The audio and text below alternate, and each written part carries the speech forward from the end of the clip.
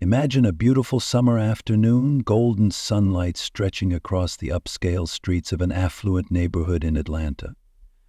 Michael Carter, a former police officer with 15 years of service, had finally achieved the biggest dream of his life. After years of tireless work and saving every penny, he had purchased his dream home. A grand two-story mansion, complete with a crystal-clear swimming pool shimmering under the Georgia sun. Michael was lounging on a deck chair on the porch, eyes closed, savoring the warm breeze, when suddenly, the piercing sound of police sirens shattered the peaceful atmosphere. 2 patrol cars screeched to a stop right in front of his gate. Officers, hands resting on their holsters, quickly moved toward the fence. "Sir, we received a report about a suspicious individual trespassing near your pool," one officer said, his voice tense. Michael opened his eyes, a familiar sense of dread knotting in his stomach. He didn't even have to look to know who was behind the call. Out of the corner of his eye, Michael spotted Karen Thompson, his next-door neighbor, peeking through her curtains, a smug smile curling on her lips. Have you ever experienced the feeling of someone trying to set you up, even when you've done absolutely nothing wrong? Let me tell you how it all began. 2 months earlier. The day Michael moved into his new home marked a proud milestone. After more than a decade and a half protecting the city, he could finally own the kind of house his parents had once only dreamed about. The property had been meticulously maintained by its previous owner, especially the backyard area with its lush, inviting pool, the very feature that stalled Michael's heart at first sight. As Michael was busy arranging the patio furniture, his eyes accidentally caught a figure standing behind an upstairs window. It was Karen Thompson. Phone pressed against her ear, she stared intently at him. Michael offered a friendly wave and a smile, but Karen simply pulled the curtains shut and disappeared. How would you feel if the first person you tried to greet coldly turned their back on you? The next day, while Michael was out shopping for supplies at a home improvement store, his phone buzzed with a security camera alert. He opened it and almost dropped his phone. Karen had casually opened his back gate and walked right in, as if she owned the place. Dressed in a designer swimsuit, with an expensive towel slung over her arm, she nonchalantly settled onto a poolside chair before dipping her feet into the cool water. When Michael returned home and confronted Karen, her reaction was unforgettable. "Oh, I thought you were the new pool maintenance guy." Karen feigned surprise, placing a hand on her chest. "The previous owner always let me use the pool." Her smug smile made Michael's blood boil. But he held back, recalling the discipline drilled into him through years of service. "Ma'am, I am not a maintenance worker. I am the new owner of this house," Michael said, his tone polite yet firm. "And I would appreciate it if you respected that and asked for permission before entering my property." Karen froze, then quickly shifted to an irritated demeanor. "You're the owner?" she sneered, her eyes filled with suspicion. "There must be some mistake. I know the realtor who handled this property. She never mentioned—" She trailed off, her gaze heavy with prejudice. Michael remained composed. "There is no mistake, Mrs. Thompson. This is my home, and right now you are trespassing." Cornered, Karen angrily gathered her things, muttering under her breath, "Just wait, you'll see." It wasn't a random comment. It was a cold, calculated threat. And sure enough, things only got worse in the days that followed. One Saturday morning, loud laughter and chatter woke Michael. He pulled back the curtains and froze. Karen had brazenly brought 4 of her friends over to throw a party at his pool. The sounds of splashing water and blaring music filled the backyard. Michael immediately stepped outside, his voice like ice. "You all need to leave right now. This is private property." Don't be such a buzzkill," Karen waved him off, her tone dismissive. "We just wanted to have a little fun. Besides, it's not like anyone else is using the pool." One of Karen's friends, who seemed a bit more decent, leaned in and whispered apologetically, "Karen told us she had permission." Michael maintained a calm demeanor, but inside a fire of anger was smoldering. What would you do if you found yourself in a situation like this? Stay calm or lose your temper? Drawing on his training in conflict management from his police days, Michael kept his voice steady. "Mrs. Thompson, this is your final warning. If you trespass again, I will have no choice but to call the police." Karen smirked, her eyes flashing with defiance. "Your head in coal. I know everyone down at the station. My husband even plays golf with Captain Richards." Unfazed, Michael took action that very afternoon, installing additional security cameras around his property. He knew better than anyone, in any situation, evidence is power. Within just a few days, the footage he captured was enough to send chills down anyone's spine. Karen wasn't just trying to open his gate multiple times, she was also caught peeking through his windows and even attempting to use an old key, clearly copied from the previous owners, to try and enter his home. Think it ended there? Not even close. The worst was yet to come. One afternoon, after returning from the grocery store, Michael froze at the sight in his backyard. 8 women, dressed in glamorous swimsuits, lounging by his pool, sipping wine and sunbathing as if they were at a private resort. This time, Michael didn't hold back. He pulled out his phone and immediately called the police. Within minutes, Officers Davis and Martinez, former colleagues of his, arrived. "Mike, it's been a while," Davis greeted him warmly, but his expression quickly turned serious as he assessed the scene. "Oh boy, one of those cases." Seeing the officers, Karen quickly switched tactics, tears streaming down her face. "Oh, thank goodness you're here. This man is harassing us. We've always had permission to use this pool. He's being so unreasonable." But this time the old tricks didn't work. Officer Martinez cut her off firmly. "Man, Mr. Carter was one of the finest officers we've had. If he says you're trespassing, then you are trespassing. Please leave immediately or we'll have to file an official report." The women hastily packed up their belongings, their faces flustered. Karen, her face flushed with a mix of anger and humiliation, didn't forget to throw a spiteful remark over her shoulder. "This isn't over. You don't belong here. And I'll make sure the whole neighborhood knows it." But you know, sometimes hatred manifests in ways even pettier than words. Within just a few days, anonymous posts started flooding the community Facebook page, accusing Michael's home of suspicious activity. His morning newspaper began mysteriously disappearing. Worse still, he kept receiving complaints from the Homeowners Association, HOA, about neglected lawn care, even though his yard was always immaculate and lush.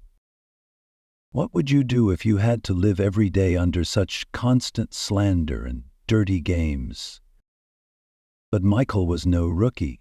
15 years in law enforcement had taught him how to gather evidence discreetly, yet effectively. His security cameras clearly captured Karen sneaking up to steal his newspaper at 6 a.m. and taking pictures of his house at odd hours. The final blow? She was caught sprinkling herbicide on his beloved rose bushes, painstakingly nurtured under the dim glow of a streetlight. Then, the perfect opportunity for a counterattack finally arrived. At the monthly HOA meeting, Karen stood up, her tone haughty. "I'm truly concerned about the property values in our neighborhood. Some recent changes have been making potential buyers uneasy." Her eyes darted toward Michael, full of implication. But this time, Michael was ready. He calmly stood up, holding his phone high. "Funny you should bring up property values, Mrs. Thompson. Would you care to explain this video?" In the dead silence that followed, Michael played a clip clearly showing Karen vandalizing his garden. Time, location, and images captured in full detail. Karen's face turned ghostly pale in an instant. Still, with the reflexes of a seasoned liar, she rushed to cover her tracks. "I was just checking for security issues. There have been several acts of vandalism around here lately." Michael gave a cold, knowing smile. "Exactly, and now we all know who's behind them." Guy's entire room erupted in murmurs of disapproval. But it wasn't over yet. That night, when Michael went out to check his pool, he found it filled with dish soap. Thick white suds covered the surface, a malicious act of sabotage that would take days to clean up. Sitting quietly by the window, watching the tiny bubbles drift across the once crystal-clear surface of his pool, Michael slowly began to hatch a bold plan. If Karen wanted to play the pool takeover game, he would let her, but in a way she would never forget for the rest of her life. He recalled a conversation with an old friend from the police force about a special dye used in professional pool maintenance. This particular dye was harmless to humans, completely safe for the environment, but it only activated when it came into contact with specific chemical components, ones commonly found in high-end sunscreens and luxury cosmetics. Even better, the dye would cling stubbornly to skin and would take at least a week to fade naturally. For the first time in months of harassment, Michael allowed himself a small smile. Sometimes, the best way to deal with a bully wasn't through anger, but with a lesson that was both perfectly legal and absolutely unfair. Hey, have you ever thought that the sweetest revenge is letting your enemy walk right into a trap, one they can't even sue you over? Michael did his homework carefully. He ordered the specialized dye recommended by professional pool maintenance companies for detecting water leaks. To make sure everything would go smoothly, he tested it first in a small bucket, mixing it with a sample of Karen's favorite sunscreen, the one he had often seen left behind on the poolside chairs. The results exceeded his expectations. As soon as it touched the cream, the water immediately turned a vivid, unmistakable shade of green, and stayed that way for at least a week. No harm. Not permanent, but exquisitely intimidating. And luckily, the chance to put his plan into action came even sooner than he expected. Through the neighborhood grapevine, Michael learned that Karen was planning to throw a small poolside party that weekend, disguised as an event to support local property values. Sounds noble, doesn't it? But in reality, it was just another excuse to assert dominance over the new neighbors she so despised. Michael prepared everything with meticulous care. He installed 3 additional hidden cameras at different corners of the yard, ensuring every critical moment would be captured.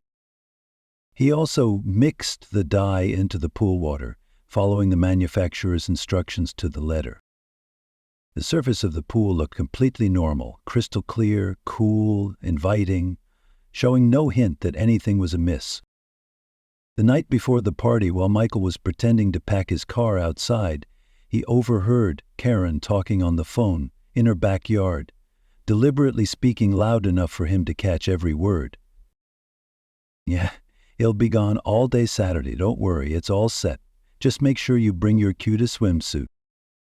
Michael simply smiled, then drove away, only to circle back and quietly park a few blocks away. He slipped back into his small office, which offered a perfect view of the pool area. And you feel the anticipation like waiting for the climax of a perfect play. At exactly 2 p.m., the queen of the backyard, Karen, made her grand entrance. She strutted through the back gate, trailed by 6 of her closest friends, all toting designer beach bags and wearing the trendiest swimsuits of the season. They quickly set up their party scene: champagne, gourmet snacks, a Bluetooth speaker playing soft jazz. Karen raised her glass excitedly and declared, Welcome, ladies, to our weekend paradise. The new guy won't even know, and even if he does, who cares? Laughter rippled through the group, sweeping away any initial hesitation. In the sweltering Atlanta heat, the lure of a private pool was simply too tempting to resist. One by one, they started slathering on sunscreen, the very brand Michael had accounted for. Cook removed the switchers. Karen was the first to dive into the pool, sending up a satisfying spray of water. "Oh, the water's perfect," she squealed, her face beaming with joy. The others soon followed, happily splashing in, completely unaware that a hidden chemical reaction was beginning to unfold on their skin. A few minutes later, the first startled cry rang out. Karen, there's something weird with your skin," shouted Susan, one of her friends, staring in horror at her own arm. Under the bright sun, a faint green tint was spreading across her once pale skin. Karen looked down at her own body and was too stunned to speak. Can you guess what happened next? Karen's scream pierced the air, loud enough to wake up the whole neighborhood. "Calm down, Karen, what's going on?" one panicked friend asked. But clearly there was no calm to be found. Karen's normally pale skin was now turning a vivid, shocking green, so bright she looked like she'd been handpicked as the mascot for a St. Patrick's Day parade. Can you picture it? The once powerful, haughty woman standing there, water dripping green from her chin, staring at herself in horror. Chaos broke out instantly. The women scrambled out of the pool shrieking, grabbing at their bags, phones, and scattered belongings. Luxury foundation and designer mascara streaked down their faces, leaving bizarre green trails across their features. Hands that had been pampered with endless spa treatments now looked like they'd been dunked in food coloring. "My daughter's wedding is in a week," cried another woman, staring in despair at her bright green legs. "I have to take family photos." Meanwhile, Karen, the ringleader of the party, stood there, drenched, glowing green, her face twisted with fury. "Dedicated materialists, this was deliberate," she stammered, her angry eyes darting wildly, searching for someone to blame. And then her gaze froze. There, on a nearby wall, a tiny camera blinked a cheerful red light, recording the entire disaster for posterity. At that moment, if Karen had wings, she might have flown away like a crazed owl. Instead, what happened next was even funnier. 6 women, bright green from head to toe, wearing designer bikinis, clutching their bags and barefoot, sprinted down the streets, leaving behind watery footprints on the scorching hot sidewalks. It was a sight to behold. If there were an Olympic medal for running out of shame, they would have shattered the world record. Can you picture it? The entire neighborhood pouring onto their balconies, eyes wide in disbelief, witnessing this historic retreat. But that was only the beginning. The footage Michael had captured was edited meticulously, opening with clips of Karen sneaking around and trespassing, intercut with scenes of the chaotic pool party, all set to the same smooth jazz soundtrack they had played during the event. A masterpiece of pure, savage irony. Within just a few hours, the video went viral like a rocket. Millions of views on TikTok, Facebook, and Instagram. Local news stations quickly picked up the story, splashing it across headlines. Connor's trespass pool gets the green justice she deserves. The video clearly showed Karen breaking locks, vandalizing property, and finally transforming into an emerald mermaid. The comment sections exploded like a volcano. People flooded in to share their own Karen encounters, sending the clip spiraling even wider across the internet. Hiring's real estate firm immediately felt the backlash. Their Facebook page was bombarded with laughing green-faced emojis. Potential clients began asking tough questions. Can we really trust a realtor who doesn't even respect private property? By Monday morning, the company was forced to issue an official statement. We are committed to the utmost respect for property rights. The behavior depicted in the video does not reflect our company's core values. But you know what? The deepest cut for Karen didn't come from the public. It came from within her own community. In the residents' WhatsApp group, where whispers once stayed hidden, a floodgate burst open. Remember last year? She called the cops on those kids selling lemonade out front? Yeah. She harassed the Johnsons too? The wall of silence that had protected her for years finally came crashing down.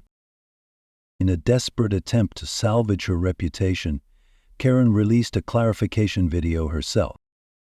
Unfortunately, her skin still bore a faint, minty green glow, making her look like a furious witch straight out of a fairy tale. I just wanted to maintain community standards, she stammered, trying to sound reasonable. And you guess what happened next? That video instantly went viral again, this time under the new headline, Green Witch, Karen Speaks Out. And Michael? He didn't have to say a word. He simply lounged by his pool, sipping a cool drink, occasionally waving at the green ghosts still lurking around the neighborhood. The silence of victory. Sometimes it's the loudest sound there is. After that historic green transformation, Karen became something of a local legend, but not in the way she had hoped. Every time she peeked through the curtains, all she could see were curious stares and an endless hum of whispers. Every desperate attempt she made to salvage her reputation only dragged her deeper into the green swamp she had created for herself.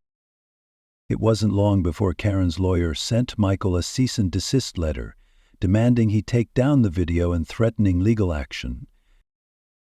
In response, Michael simply mailed back a thick stack of documents, a detailed compilation of Karen's unlawful trespassing incidents, complete with dates, times, and police reports.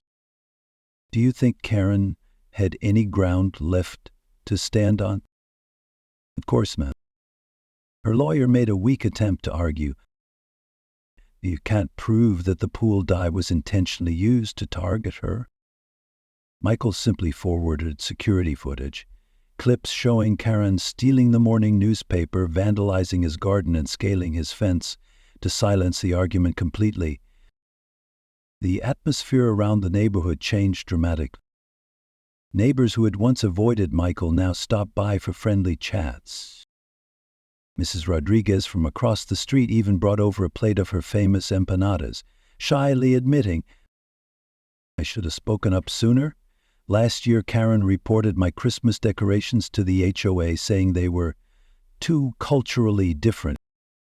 The Johnson family next door also stepped forward, sharing how Karen had once demanded they take down their kid's basketball hoop, claiming it would lower property values.